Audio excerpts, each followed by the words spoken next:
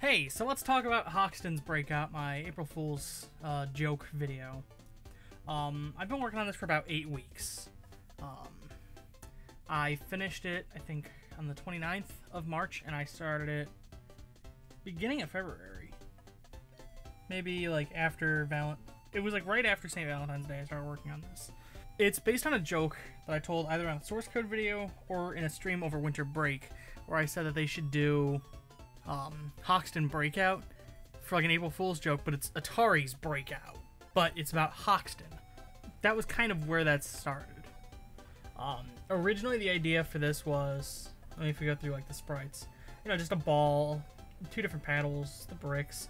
Originally there was going to be a character select where you'd pick a heister, and then they would act like the Hoxton ball does, where their mask would spin.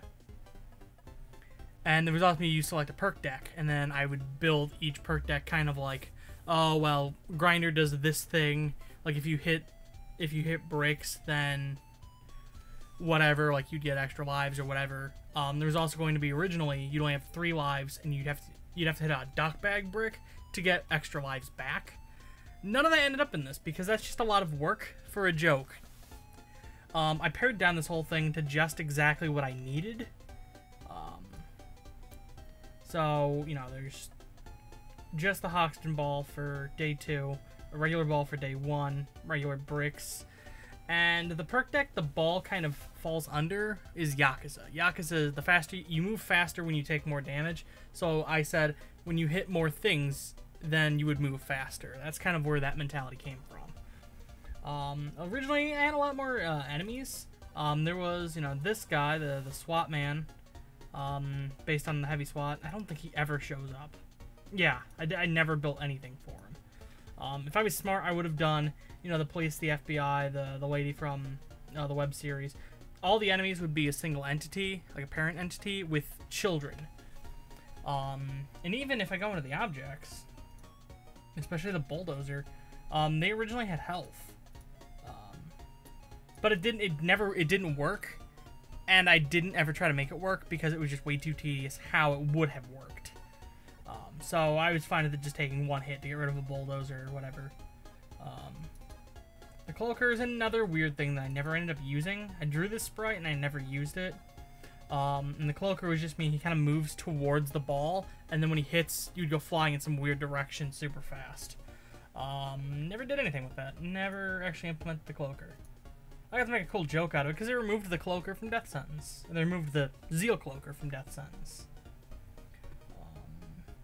The computer. This first appears in the garage, but I use it everywhere too. It's just if there's less than 1 bulldozer, go to the next room. But I use it everywhere, and every room that it's in, there are no bulldozers. So I don't know. That's a win-win for me. And then I kind of I drew loss. The computer, every sprite was just, I had a reference image and I just drew it out really lazily in the sprite tool. A lot of quality went into this, as you can tell. The music's a little interesting. All the music is under audio group music, and I did a separate audio group that if my headset just fell off my laptop, that's fine. Nope, that's not it. Is it here? Okay, yeah, it's here. All the music is its own separate audio group, and that's just so I could set it so it was quieter than the rest of the game. All the music in that audio group music is all of Simon Vinklin's stuff, which is really loud. He loves loud music. But it was way louder than the game, and rather than try to make the one audio group for all the sounds and make that louder, I took an audio group, made one for the music, and just made it quieter. But the problem is, audio groups, other than the main one, you have to load in yourself. So I load it in the preloader, which is room 15. The splash screen is Death Sentence, and then the first, like the preloader screen, is Death Sentence. And it's waiting for this ready button that I made. This isn't my version, but it's in the one I released on Patreon. So it fades in, click anywhere to continue, and when it reaches image 59, it pauses. That's it. And then you click left and you go to the next room. In my version, it's completely empty and invisible and really small, and that's why it's not click this left to continue. All the rooms, you probably noticed, oh, you know what, I'll go to the backgrounds. All the rooms contain a screenshot, for the most part, of the game. I was able to disable the HUD, but I wasn't able to disable the weapon. So, the shotgun, I tried to keep the, because I just did this with my strike build, because it's super easy. I tried to keep the Mosconi out, because the strike just took up too much of the screen. But I was able to disable the HUD, but I wasn't able to undraw the weapon, and I wasn't able to get rid of the captions. So that's the only one that has a caption in it. But it's so blurred you can't tell what it says, unless you know this heist from heart. And I don't. The only different one is hacker. This is for the computer room. It's just, I looked up hacking background. And I like the blue. Payday is a very blue game, so I used this. And then this is, you know, the final level, or the menu, and then the opening. The goal I had when I originally started making this was I wanted to break down Hoxton Breakout, and it was really only going to be like 5 levels at first, but it ended up becoming, I think, like 12. Because Hoxton Breakout's got a lot of steps. And then there's these, which I just drew in the games, or in the engine's sprite editor. A very, very, very failed attempt was made here with Sydney. I think it's funnier that way, actually. That's really about it. The assault. Okay, the assault's different. The assault I didn't make. This is actually, it's an old GIF that's been going around for a while. I think in game it runs at like this speed. Yeah, it runs a third of its normal speed. This has been going around for a long time. I just borrowed that. Actually, there is one thing. So the ball will get faster the more it hits things. And I actually hooked that into Hoxton because he starts moving at a speed of 3. So I made it so his sprite rotates faster the more speed it's built up. Which leads to something amazing when he gets stuck on the side of the paddle because I didn't write the paddle script right.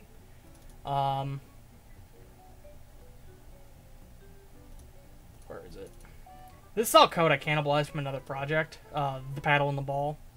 So, it sets direction speed plus 0.4, and direction to 90 plus 2 times object paddle x minus object ball x. So the farther away it is from the center, the wider the angle it's going to fly out at. But because my paddle is too long, the paddles in this are 128, and I think in the original they were like 64. No, they had to be like 60. What happens is the ball tries to hook down, so it just keeps hitting the paddle, and it originally made this horrible ringing sound, which I kind of patched out here. I don't know what this is doing, but I kind of tried to patch it out here. Files is the same as brick, but that's because we created a variable, and it picks a range. There's 24 file shelves, so it asks for 1 to 23, and when there is that number left, or when there's less than that, then you can move on to the next room. So there is a little bit of randomization here, but I didn't try to make every step a Hoxton Breakout, because I wasn't really going to play every step a Hoxton Breakout. I knew, there's only 3 steps, so I figured let's just make 3 steps. But that's really about it. Everything's kind of exactly what you'd think it is. You know, these are all empty. The Zeal team tries to have health, but it doesn't mean anything. And it's just when it bounces, then... Oh, that'll do it. That'll do it. Ah, that's fine. I could get rid of those and include health, but... I don't know. I don't know if I'll release this project file. I don't think it's really worth it to release the project file. If you want me to release the project file, I guess I'll do it. I don't care. I mean, as it currently stands, this is only built for Windows, because you need... It's only built for Windows. I started setting up Mac stuff, but you need a bundle ID, and you need a signing identity, and I don't have either of those. And then with Linux, there was something weird, too, I think. I don't know if the exe will work with Linux, but I set up for Linux. This really doesn't have much of anything. I didn't do HTML5. And of course I wasn't going to release this, you know, on iOS or anything. But there's a lot of really cool tools here in GameMaker. I've heard GameMaker 2 is a lot better, but I don't have the money for that, so... You know, I'm curious to see what's new in GameMaker 2, but I don't want to use GameMaker. This is the first game. I did, I think, a total of 5 games so far in GameMaker. This is the first one that I actually enjoyed making. I did level design for a game, that went alright, but I tried to do like really big ambitious projects, and I hated every step of them because GameMaker's not really good at things. I mean, this is the engine Hotline Miami got made in, but I'm pretty sure there was a blood sacrifice involved with making Hotline Miami. But if you're just getting started, this is a cool way to prototype stuff, you know. Kind of just jam some stuff together and make a game. Which was great for making an April Fool's joke in, you know, 2 months. I think with all that, I've really said everything I wanted to say about Hoxton's Breakout. It started ambitious, but I really pared it down to just the essentials. And then it kind of got cut down a little more throughout. And then I released it as an executable on Patreon to everybody who donated $1 to my Patreon. And as of today, you can get it too. If you're not donating, it's free to the public on my Patreon. It should be public. If it's not, pester me about it on Twitter or whatever. But when this video goes live, it should be available to the public. If not, maybe Friday. I don't know how to count out the days. That doesn't sound good. But if all goes well, you should be able to play it and enjoy it. Probably not, because it kind of sucks. I'll put it this way. I was having a problem with the ball. It gets stuck going left and right, so I had to build my own... I had to build my own, like, reset, like a tilt button. And then I included my own level skip, because I was getting sick of playing the same levels. And I actually used it in the footage. But whatever. Thanks for, you know, checking out Hoxton's Breakout. Thanks for enjoying the April Fool's Day joke.